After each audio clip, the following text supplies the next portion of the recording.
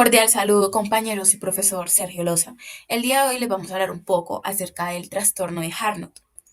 Esto con ayuda de mi compañero Hamilton Fernando Plazas Vázquez y quien les habla, Rochi Mariano Loza. Primeramente vamos a hablar de qué es esta enfermedad. Entonces, como tal, la enfermedad de Harnott es un trastorno del metabolismo de los aminoácidos.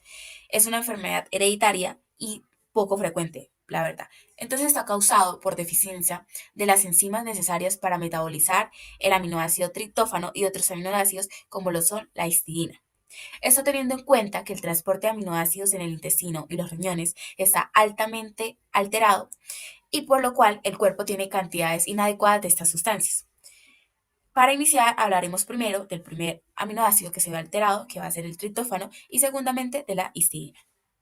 Ahora bien, tenemos el triptófano. El triptófano es un aminoácido esencial, lo cual significa que el cuerpo no lo puede producir por sí mismo, entonces tiene que ser absorbido a través de alimentos externos. El hígado, un órgano muy importante para el cuerpo humano, suele usarlo para la creación de la niacina, que es una de las vitaminas de la B3, del complejo B3, la cual es necesaria para el metabolismo energético y la producción de ADN. Por el fin de que el triptófano se esté en la dieta y se convierta en niacina, el cuerpo necesita hierro, riboflavina y la vitamina B6.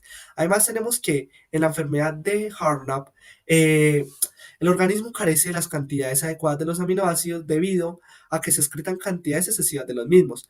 Si hay muy poco triptófano en la sangre, el organismo no puede producir la cantidad suficiente de la niacina, sobre todo en los casos donde el paciente está bajo tensión emocional, que es cuando se necesita más de esta vitamina. Como segundo aminoácido tenemos a la histidina, que es un aminoácido esencial, lo que nos indica que no puede ser fabricado por su propio organismo y pues debe ser ingerido en la dieta. Está entre los 20 aminoácidos que forman parte de las proteínas codificadas genéticamente y en nuestro organismo tiene unas funciones muy importantes. Entre estas está la síntesis de histamina. Resulta y pasa que la histidina es como el aminoácido precursor de la histamina, una sustancia involucrada en las reacciones alérgicas y en la regulación de la función gastrointestinal. También tenemos que ayuda en el mantenimiento del pH. ¿Qué pasa? Que la histidina actúa como un amortiguador, ayudando a mantener el pH óptimo en las células y los tejidos. También en cuanto a la reparación de los tejidos, nos ayuda en el crecimiento y reparación de este, especialmente la mielina, pues que es una capa protectora alrededor del nervio. Ahora, en cuanto al sistema circulatorio, sabemos que es necesaria para el mantenimiento de este y juega un papel fundamental a la hora de producir glóbulos rojos y blancos en la sangre. De hecho, podemos encontrarla en abundancia en la hemoglobina. Y por si esto fuera poco, pues también es capaz de reproducir la presión arterial. También tenemos, en cuanto en el sistema inmunológico, que como tal nos refuerza este frente a posibles infecciones, ya que está estrechamente relacionado con la histamina, una sustancia que el cuerpo genera para evitar dichas infecciones. Y por último, a nivel gastrointestinal, es la encargada de la producción de los jugos gástricos para mejorar la digestión y acelerarla, algo que le hace realmente útil para evitar problemas digestivos. Ahora, como segundo ítem, tenemos en qué consiste nuestra enfermedad. Ya hablando desde el origen genético, tenemos que esta enfermedad se produce cuando los padres transmiten a sus hijos el gen defectuoso que causa este trastorno. Entonces, este gen se llama SLC6A19. Entonces, ¿qué pasa? Que un niño tiene que heredar una copia del gen defectuoso de ambos padres para resultar afectado seriamente. Entonces, con más frecuencia, sí, como esta afectación comienza entre las edades de 3 a 9 años. Entre este trastorno como tal se llama trastorno autosómico recesivo o también se lo conoce como onoligados al cromosoma X. Entonces, ¿qué pasa? Que en algunos trastornos o enfermedades se presenta un rasgo recesivo, que pues para padecer una enfermedad de este tipo, la persona simplemente debe recibir dos genes anormales, uno de cada progenitor. Entonces, si los dos progenitores poseen un gen anormal y un gen normal, pues ninguno de los progenitores sufre la enfermedad, o sea, no van a estar afectados, pero cada uno de ellos tiene un 50% de probabilidad de transmitir el gen anormal a los hijos. Por lo tanto, cada hijo tiene un 25% de probabilidad a heredar los dos genes anómalos y por lo tanto se puede ver afectado por el trastorno. También tiene un 25% de probabilidad de heredar los dos genes, perdón, los dos genes normales. Y por último tendríamos para completar nuestro 100% un 50% de probabilidad de heredar un gen normal y un gen anómalo, convirtiéndose así en el portador del trastorno como los progenitores. Entonces, ¿qué pasa? Que como tal los niños tienen un 75% de probabilidad de no desarrollar el trastorno. O sea, esos niños tendrían probabilidad de no ser portadores de la enfermedad. Ahora bien, en esta enfermedad del trastorno de Hartnup en el cuerpo humano se puede mirar y con frecuencia que las personas sufren de una fotosensibilidad y al presentar esta enfermedad también presentan características como ataxia cerebelosa, con episodios muy espaciados de no coordinación de movimientos, de discapacidad intelectual, estatura baja, cefaleas, colapsos. Además, también tenemos una hiperminoacidemia, lo cual refiere a la condición de tener un exceso de aminoácidos en la sangre. Esto se refleja porque ni el triptófano ni la histidina se metabolizan, entonces no van a ser otros componentes, entonces quedan en su forma base, lo cual provoca la hiperminoacidemia.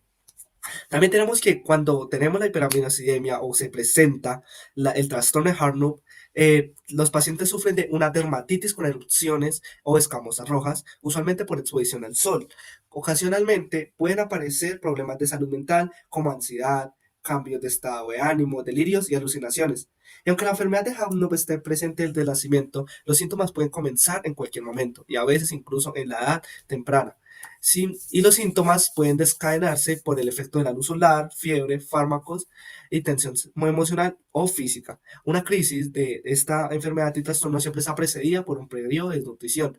Los síntomas, por lo general, se producen de una forma esporádica y son causados por carencia de la niacina. Una carencia de la niacina en la dieta provoca una erupción que aparece en las partes expuestas hacia el sol. Por consiguiente, después de hablar en qué afecta la enfermedad en el cuerpo humano, podemos hablar sobre cómo se detecta la enfermedad y por qué se tiene que detectar a principios o muy rápido.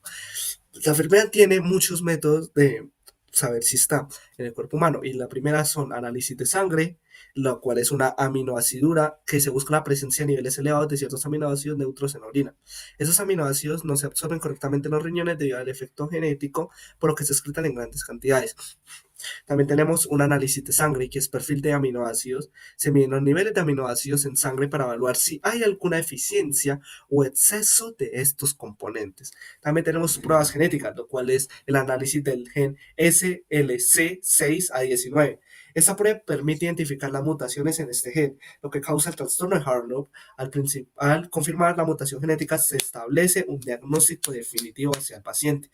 En algunos casos también podemos solicitar algo otras pruebas, las cuales puede ser una biopsia de piel, la cual nos sirve para verificar si el paciente tiene alguna lesión en su piel y la resonancia magnética para evaluar el sistema nervioso central y destacar posibles causas de síntomas neurológicos.